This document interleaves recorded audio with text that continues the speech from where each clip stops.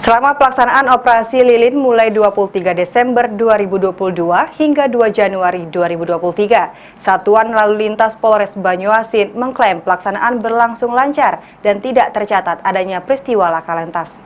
Melalui berbagai saluran komunikasi, pastikan setiap pemberian informasi. Selama pelaksanaan operasi lilin mulai 23 Desember 2022 hingga 2 Januari 2023, Satuan Lalu Lintas Polres Banyuasin mengklaim pelaksanaan berlangsung lancar dan tidak tercatat adanya peristiwa laka lantas.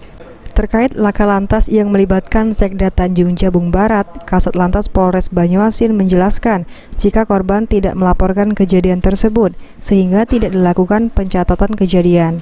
Selain itu, AKP Indroyono mengutarakan jika korban hanya mengalami luka ringan. Dengan demikian, selama pelaksanaan operasi lilin di wilayah Banyuasin, pihaknya tidak mencatat adanya peristiwa kecelakaan atau zero incident. Selama pelaksanaan operasi lilin sendiri, Satlantas Polres Banyuasin menyiapkan 2 pos pelayanan dan 2 pos pengamanan dengan kekuatan 115 personil Polres Banyuasin. Sulaiman, PAL TV.